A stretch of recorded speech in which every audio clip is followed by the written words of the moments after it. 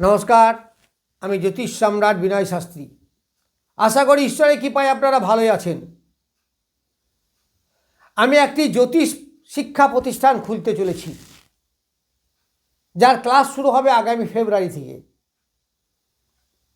আমি স্বল্প মূল্যের বিনিময়ে স্বল্প দিনের মধ্যেই আশা করি শিখিয়ে দেব। এই জ্যোতিষ শিখে আপনি নিজের বিচার যেমন করতে পারবেন, চেম্বার খুলে কিছু উপার্জনও করতে পারবেন। আসুন, এই জগতে আসুন, দেখবেন কত আনন্দ পাবেন। নতুন জিনিস শেখার যে আনন্দ, সেটা আপনি পাবেন। আর অর্থ উপার্জন তো হবেই। আবার যদি একটু ভালো করে শিখতে চান আর একটু সময় ধরে, তাহলে তার ডেভেলপমেন্ট আরও বেশি হবে। তবে মোটামুটি 2 বছরের মধ্যে আমি আপনাদের চেম্বার খোলার মতো দক্ষতা এনে দেব, এইটুকু আশা রাখি। যদি কেউ ইন্টারেস্টেড হন তাহলে অ্যাডমিশন নিতে পারেন।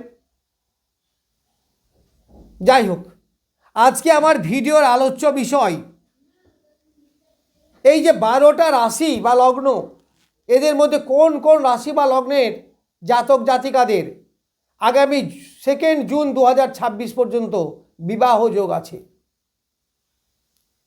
তাই এই সময়ে যারা বিবাহ দেবেন, যদি দশা পারমিট করে, তাহলে আপনাদের বিবাহের সময়টা বেশ অনুকূল বলে আমার মনে হয়। দেখুন, বিবাহ যে কোনো সময়ে দেওয়া যায়, কিন্তু তার ভবিষ্যৎ কেমন হবে সেটা কিন্তু সন্দেহের ব্যাপার। শুভ গ্রহের দশা, শুভ সময়ে বিবাহ, এইগুলো আপনার বিবাহিত জীবনকে সমৃদ্ধ করবে।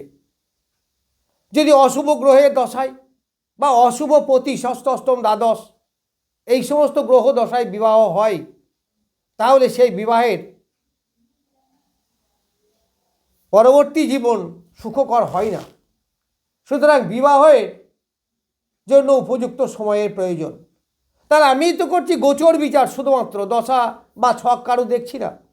তাহলে গোচর অনুসারে কোন কোন রাশির বা লগ্নের জাতক জাতিকাদের আগামী 2 জুন 2026 পর্যন্ত বিবাহ যোগ আছে। প্রথমেই বলি মেষ রাশি। মেষ রাশি বা লগ্নের জাতক জাতিকাদের বিবাহ যোগ আছে।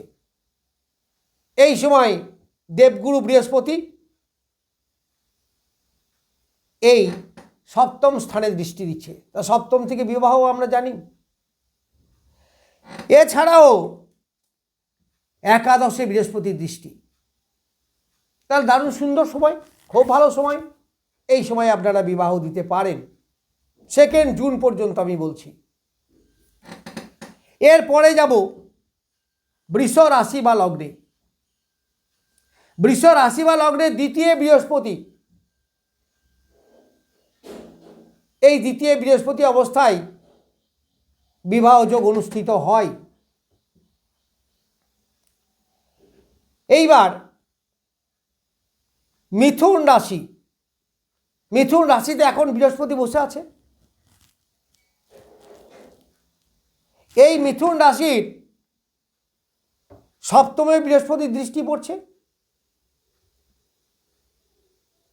আবার এই মিথুন রাশির নবমে বৃহস্পতির দৃষ্টি পড়ছে। তাহলে এই সময় বিবাহের উপযুক্ত সময়, বিবাহ দিতে পারেন। আশা করি ভালো হবে, কারণ শুভ সময়ে শুভ কাজ করাই ভালো। তাহলে এই সমস্ত জায়গায় বৃহস্পতির সুপ্রভাব এখন আপনারা পাবেন। এরপরে সিংহ রাশি।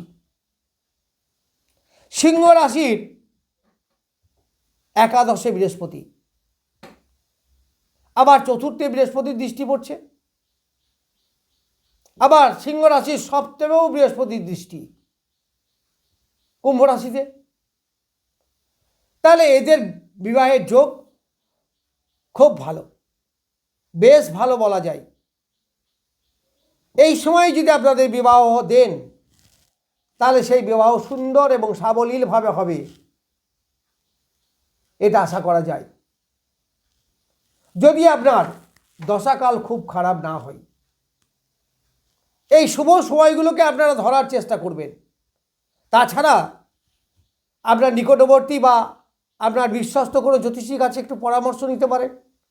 ঠিক কোন সময়টা, 2 জুন পর্যন্ত তো বটে, কিন্তু 2 জুনের মধ্যে কোন সময়টা সবথেকে বেটার হবে, সেখানে ডিগ্রি ক্যালকুলেশন করতে হয়, চরণ ক্যালকুলেশন করতে হয়, নক্ষত্র ক্যালকুলেশন করতে হয়, কিন্তু সেগুলো তো এত ভিডিওর মধ্যে বলা সম্ভব নয়। যাই হোক, সিংহ রাশির খুব ভালো সময়। এরপরে ধনু রাশি। ধনু রাশির লগ্নে বৃহস্পতির দৃষ্টি পড়ছে, আবার সপ্তমে দেবগুরু বৃহস্পতি নিজে বসে আছে, আবার সে নিজ নক্ষত্রে। তাহলে বিবাহের উপযুক্ত সময়। আবার ধনু রাশির একাদশে বৃহস্পতির পঞ্চম দৃষ্টি, ফলে সিংহ রাশি, ধনু রাশি এদের খুব ভালো সময় বিবাহের জন্য। মেষ রাশি এদের বেশ ভালো সময়। এই সময়কে কাজে লাগাতে পারেন বেশ শুভ কাজের জন্য, যে কোনো শুভ কাজের জন্য, বিশেষ করে বিবাহের কথা বলছি। এরপরে আমি যাব আরও কিছু রাশিতে, যেমন তুলা রাশি। তুলা রাশিতে বৃহস্পতির দৃষ্টি পড়ছে, আবার তুলা রাশির নবমে দেবগুরু বৃহস্পতি বসে আছে, আবার তুলা রাশির তৃতীয় জাস্ট নাও শুক্র বসে আছে, একাদশপতি রবিকে নিয়ে। ফলে তুলা রাশিও মোটামুটি আংশিক বিবাহ যোগ বলা যায়। বৃশ্চিক রাশি, এই বৃশ্চিক রাশি বা লগ্নেরও বিবাহ যোগ, কারণ বৃশ্চিক রাশির বৃহস্পতি অষ্টমে আছে, এটা একটু নেগেটিভ হলেও দ্বিতীয় কিন্তু তার বৃহস্পতির দৃষ্টি পড়ছে, ফলে এইগুলোকে আংশিক বিবাহ যোগ বলে নির্ধারণ করা যেতে পারে। এছাড়া তাহলে আমি কোনগুলো বললাম আরেকবার বলে দিই। মেষ রাশি, বৃষ রাশি, মিথুন রাশি, সিংহ রাশি, ধনু রাশি, এইগুলো মেন। এরপর তুলা রাশি, বৃশ্চিক রাশি, এইগুলো আংশিক বিবাহ যোগ। তারপরে মকর রাশি, মকর রাশিতে এই বৃহস্পতির নবম দৃষ্টি পড়ছে, ফলে মকর রাশি আংশিক বিবাহ যোগ। তাহলে আমি যে 5টা রাশির কথা বললাম, এই 5টা রাশির 2 জুন 2026 পর্যন্ত যথেষ্ট বলবান বিবাহ যোগ। আপনারা যদি মনে করেন, বা বিবাহ যোগ না হলেও বিবাহের কথাবার্তা পাকা করতে পারেন, আবার যখন শুভ সময় আসবে সেই সময় বিবাহ দিতে পারেন, বা প্রেম প্রীতির ব্যাপারেও কিছুটা ডেভেলপ করবে, তো আপনারা এই সময়গুলোকে কাজে লাগাতে পারেন।